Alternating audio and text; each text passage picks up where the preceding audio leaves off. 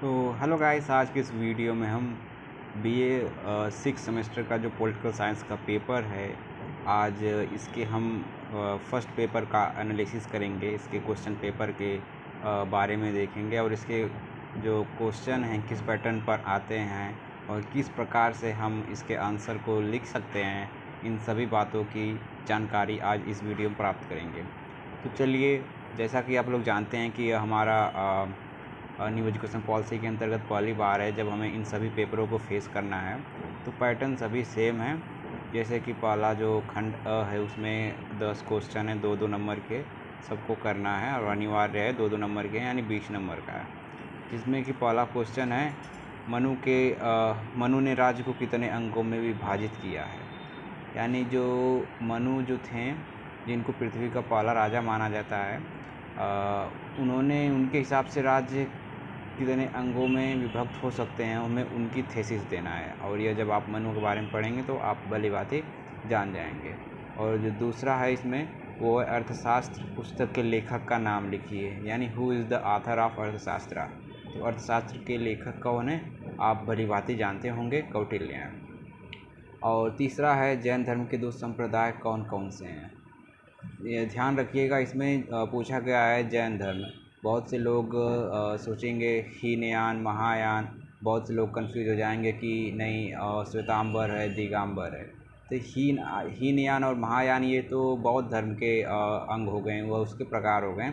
लेकिन जो इसमें जैन धर्म के संप्रदाय कौन कौन से वो पूछा गया है, तो जैन धर्म में श्वेतांबर और दिगंबर ये आते हैं।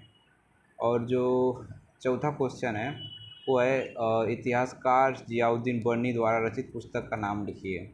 तो ये आपको पढ़ना पड़ेगा, बिना पढ़े इसमें कोई आप तुक्का नहीं लगा सकते हैं। और पांचवा क्वेश्चन है, आधुनिक भारत में पुनर्जागरण का पिता किसे या किसको कहा जाता है। तो भली बातें से आप लोग जानते होंगे कि वह राजा राम मोहन राय थे। और इसमें अगला जो क्वेश्चन है वो है, सर सैयद अहमद खां का भारतीय शिक्षा व्यवस्था में क्या योगदान था। इस क्वेश्चन को आप तभी आंसर दे सकते हैं जब आप सर सैयद अहमद खां की जो शिक्षा संबंधी जो उनके विचार थे उसको पढ़ेंगे, उनकी जीवनी को देखेंगे। जब आप लोग सर सैयद अहमद खां को पढ़ेंगे तो आप एक प्रकार से आपके अंदर एक विचार डेवलप होगा कि जो सर सैयद अहमद खां है वो एक तरफा सपोर्ट करते हैं। शुरू शुरू में तो वो ऐसा लगता है कि पूरे भारत के सपोर्ट के लिए खड़े हैं, लेकिन जैसे जैसा उनका जीवन आगे बढ़ता है, जैसे जैसे परिस्थितियां उनकी विपरीत होती हैं, ऐसा देखा जाता है कि वो पर्टिकुलर कम्युनिटी यानी मुस्लिम समुदाय के लोगों के लिए ही सिर्फ लड़ना चाहते हैं। तो क्या उनका योगदान था, किस प्रकार से उनका शिक्षा के प्रति रवैया था, हमें उसके बारे में यहाँ पर बताना है। और इसी में अगला जो क्वेश्चन है वो है, महात्मा गांधी के न्यासीता सिद्धांत को समझाइए। इसको भी आप तभी समझेंगे जब आप महात्मा गांधी को पढ़ेंगे कि उनका टेस्टीशिप का जो थ्योरी था वो क्या थी और उनके अनुसार यह क्यों हमें अपनाना चाहिए, क्या उसके कारण हैं, इन सब के बारे में उन्होंने बताया है। और इसमें जो अगला क्वेश्चन है यानी आठवां जो क्वेश्चन है वो है, नेहरू के समाजवाद को संक्षिप्त में रेखांकित कीजिए। जब आप समाजवाद पढ़ेंगे तो इसमें कई लोगों ने, कई चिंतकों ने अपने अलग अलग समाजवाद के अंतर्गत अपने अलग अलग विचार दिए हैं।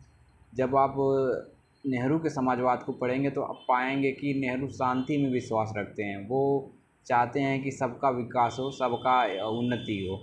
तो समाजवाद के अंतर्गत तो आप देखेंगे कि एक प्रकार से जो चाइना है, जो रसिया है, वो भी एक समाजवाद के एक स्टेप आगे यानी साम्यवादी देश हैं। तो एक प्रकार से हम उसको भी समाजवादी कह सकते हैं, क्योंकि वहाँ पर सभी का विकास होना तय है। तो समाजवाद में भी कई कैटेगरीज आती हैं। तो नेहरू के अनुसार क्या समाजवाद था, उसको हमें यहाँ पर संक्षिप्त में बताना है। और इसी में 9वां जो क्वेश्चन है वो है, डॉक्टर बी आर अम्बेडकर द्वारा लिखित किसी पुस्तक का नाम लिखिए। तो आप लोगों ने पढ़ा होगा तो आप लोगों को भली बात ही पता होगा कि कौन कौन सी पुस्तकें उन्होंने लिखी है। और इसमें जो 10वां क्वेश्चन वो है, जयप्रकाश नारायण ने किस प्रकार की क्रांति को परिवर्तन का आधार माना था। आप जब पढ़ेंगे इनके बारे में तो इन्होंने एक क्रांति के बारे में बात की थी जिसका नाम था टोटल रिवॉल्यूशन यानी समग्र क्रांति। तो उसके अनुसार किस प्रकार से उन्होंने आधार मानकर लोगों के लिए एक रूपता का काम किया था, उसके बारे में हमें यहाँ पर बताना है। तो ये पहला सेक्शन हमारा कंप्लीट हो गया दोस्तों।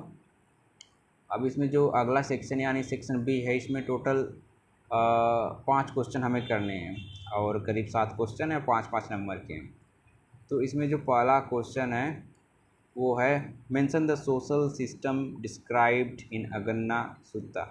अगन्ना सुत्ता में वर्णित सामाजिक व्यवस्था का उल्लेख कीजिए। जब इसको आप पढ़ेंगे तभी जानकारी पा जाएंगे। माफ़ी चाहता हूँ कि इस टॉपिक के बारे में जो अगन्य सूत्र हैं इनके बारे में हमें जानकारी नहीं है, तो स्किप करते हैं और अगला क्वेश्चन देखते हैं।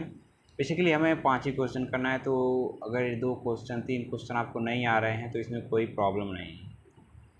जो इसका अगला क्वेश्चन है वो है महादेव गोविंद रनाडे के धार्मिक सुधार क्या थे। महादेव गोविंद रनाडे बहुत ही इम्पोर्टेंट टॉपिक हैं इसमें, क्योंकि उन्होंने जो वो एक प्रकार से बैरिस्टर थे, जज थे, लेकिन उनका जो विचार था वो एक प्रकार से देश को ये नहीं कि धर्म के आधार पर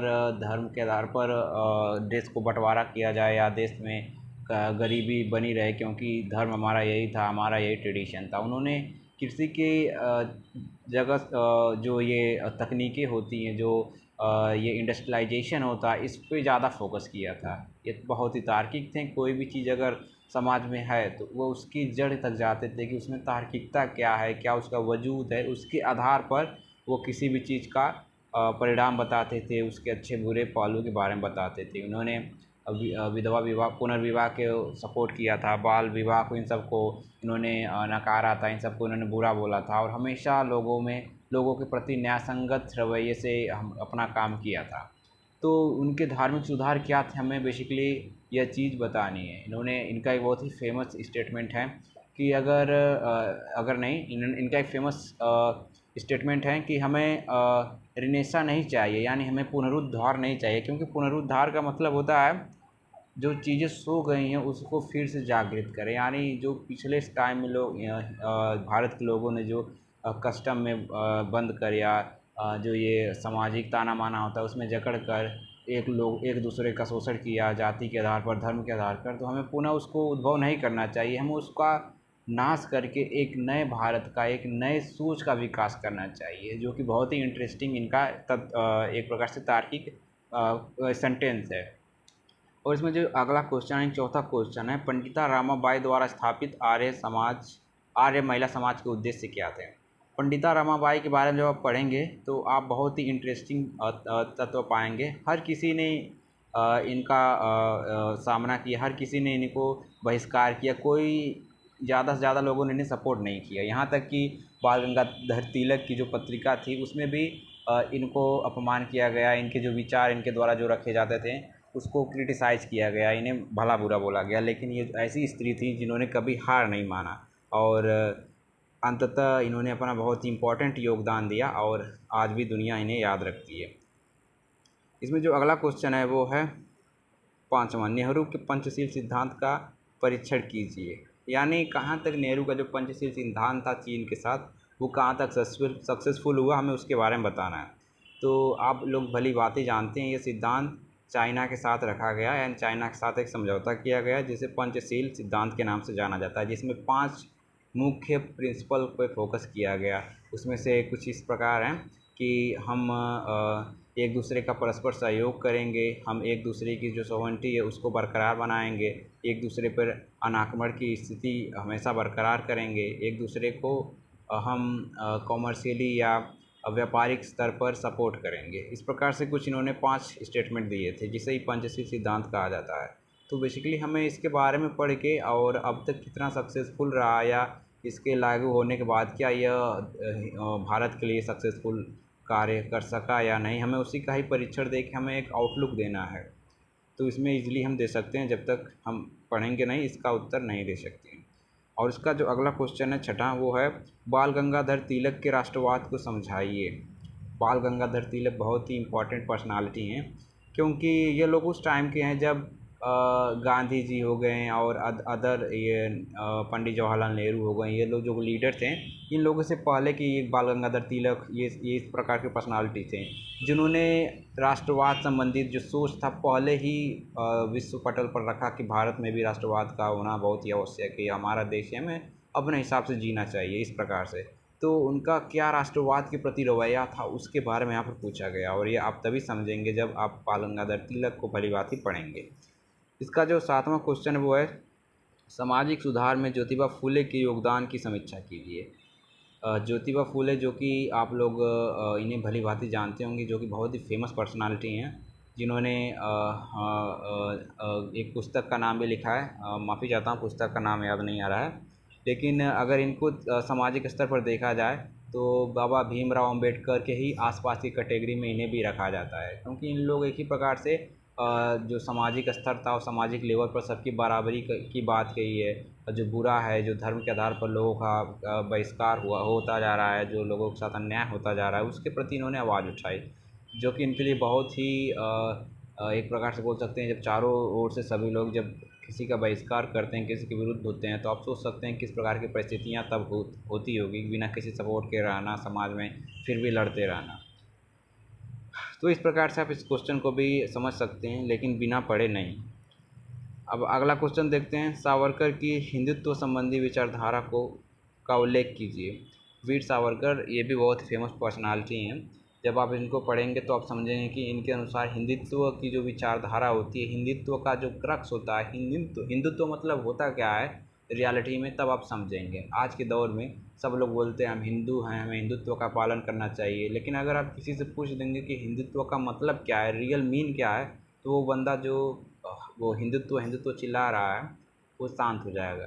तो हिंदुत्व अपने में एक पहचान है। हिंदुत्व मतलब ये नहीं है कि हम इंडिया में सिर्फ हिंदू ही लोग रहेंगे। हिंदुत्व एक प्रकार से विश्व भूपटल पर एक बहुत बड़ी संस्था टाइप है, जो कि सभी अच्छे कार्य करने से या लॉजिकल इंटरप्रिटेशन देने से या लोगों के साथ अच्छे व्यवहार बनाने से, इन सब रिश्तों के अंतर्गत वो हिंदुत्व की एक फीलिंग आती है। ये नहीं कि आप मुसलमान हैं तो आप हिंदुत्व का भाव नहीं रख सकते, कोई भी रख सकता है। तो इस प्रकार से जो सावरकर हैं, उनका हिंदुत्व संबंधी क्या विचारधारा थी, उनकी क्या सोच थी, हमें यहाँ पर वो बतानी। 9वां क्वेश्चन है, राष्ट्र निर्माण में बंकिम चंद्र चट्टोपाध्याय का क्या योगदान था। बंकिम चंद्र चट्टोपाध्याय यानी चटर्जी, इनको आप भली भांति जानते हैं, इनके बारे में बताने का यहाँ पर ज़रूरत नहीं है, क्योंकि आप लोग भी बहुत विद्वान लोग हैं। जैसा कि आप लोग जानते हैं, बंकिम चंद्र चटर्जी ने वंदे मातरम इसकी रचना की थी, जो कि बहुत ही इम्पोर्टेंट पर्सन है। आप इसके बारे में पढ़ेंगे तो आप समझेंगे कि वो जो पर्सन थे उन्होंने क्या क्या योगदान दिया देश को बनाने में, या देश के बोल सकते हैं कि जब हम स्ट्रगल चल रहा था तब उस समय में। तो यहाँ पर यह क्वेश्चन भी कंप्लीट हो गया, और इसके अंतर्गत एक अथवा करके क्वेश्चन था, वो है रामासामी पेरियार के द्वारा शुरू किए गए सामाजिक सुधारों का वर्णन कीजिए। माफ़ी चाहता हूँ दोस्तों, मुझे इनके बारे में ज़्यादा जानकारी नहीं है। चलिए किसी और क्वेश्चन को देखते हैं।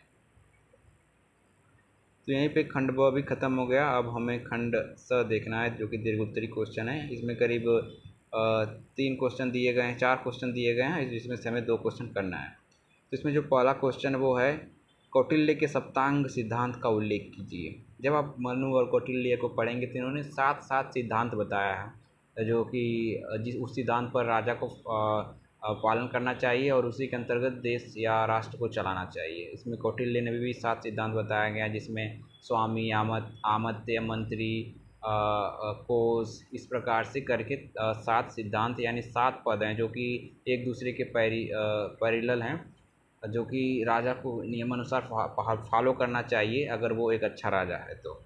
उसमें अगला क्वेश्चन है 11वां, महात्मा गांधी के राजनीतिक व आर्थिक विचार क्या थे। महात्मा गांधी के कुछ विचार राजनीति से संबंधित भी थे, आर्थिक विचार भी कुछ थे।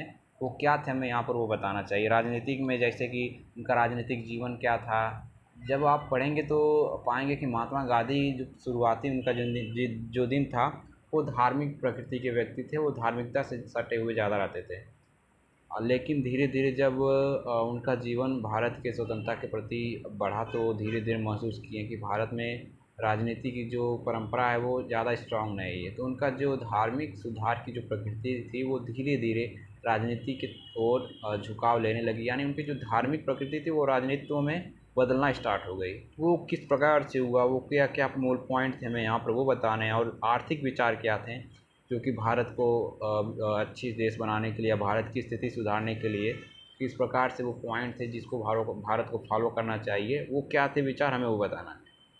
12वां जो क्वेश्चन है वो है डॉक्टर राम मनोहर लोहिया का राजनीतिक दर्शन परिवर्तनवादी था, इसकी व्याख्या कीजिए। डॉक्टर राम मनोहर लोहिया जो कि बहुत ही इम्पोर्टेंट व्यक्ति हैं, जो कि आप पढ़ेंगे तो आप पाएंगे कि जो भारत देश है उसको समाजवादी देश के तौर पे जो स्थापना हुई है, समाजवादी का जो हमें टैग मिला हुआ है वो किस प्रकार से मिला है, किन किन लीडरों की इम्पोर्टेंट जो भूमिका रही है, उनमें राम मनोहर लोहिया का भी बहुत इम्पोर्टेंट रोल प्ले होता है। यह उनका जो राजनीतिक या दर्शन परिवर्तनवादी था, इसकी जो हमें व्याख्या करनी है, उनका जो राजनीतिक दर्शन था वो किस प्रकार से क्रच लेता है, मोड़ लेता है, आप पाएंगे कि बहुत ही इंटरेस्टिंग चीज़ है। तो आप इसको भी ज़रूर पढ़िएगा और आसानी से इसका भी उत्तर दे सकते हैं आप। 13वां क्वेश्चन है माधव सदाशिव गोलवलकार के राष्ट्रवाद का परीक्षण कीजिए। माफ़ी चाहता हूँ, ये क्वेश्चन मुझे याद तो नहीं आ रहा है कि इसका आंसर क्या हो जाएगा। तो चलिए आज की इस वीडियो में हमने जो भी ये पेपर था इसको हमने एग्जामिन करने की कोशिश किया। मैं मानता हूँ कि आप पूरी तरह सेटिस्फाइड तो नहीं हुए होंगे, लेकिन जहाँ तक मेरी सोच थी या जो पकड़ थी, मोटी मोटा तौर पे मैंने आपको सेटिस्फाइड करने की कोशिश किया। चलिए दोस्तों, मिलते हैं किसी और वीडियो में। धन्यवाद।